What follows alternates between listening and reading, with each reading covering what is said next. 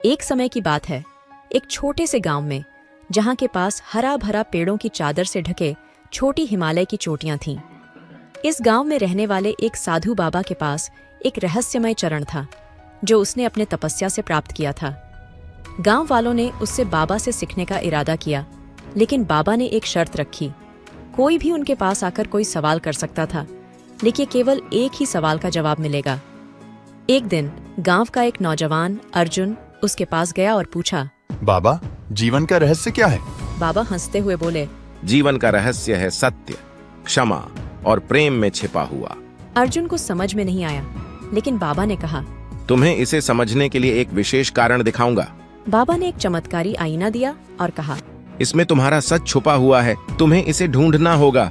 अर्जुन ने आईना देखा और हैरान हो गया, क्योंकि उसने अपनी अक्लमंदी के साथ जो सच्चाई छुपाई थी वह उसे नजर आ गई। बाबा हंसते हुए कहा, जैसे तुम्हारी आंखें इस आईने में सच्चाई ढूंढ सकती हैं, वैसे ही जीवन में भी सत्य को पहचानो। इसके बाद अर्जुन ने बाबा से और भी सीखा और गांव में एक सच्चे और ईमानदार इंसान बना। लेकिन एक दिन गांव में एक बड़ा समस्या आई। एक राक्षस ने गांव को आतंकित किया और सभी लोगों को भयभीत कर दिया। अर्जुन, जो अब एक साहसी योद्धा बन चुका था, ने राक्षस से युद्ध की घोषणा की।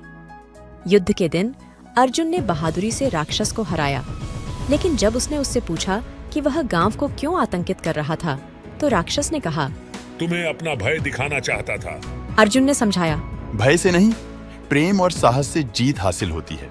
राक्षस ने अपनी भूल को स्वीकार किया और उसने गांव वालों से माफी मांगी। उसने वादा किया कि वह कभी भी गांव को सताने नहीं आएगा। गांव वालों ने एक समझदारी समर्थन किया और वे सभी एक दूसरे के साथ खुशहाली और शांति में रहने लगे। इस कहानी से हमें यह सीखने को मिलता है कि सच्चाई, उदारता और साहस से भरा जीवन हमेशा खुशहाली और समृद्धि लाता है।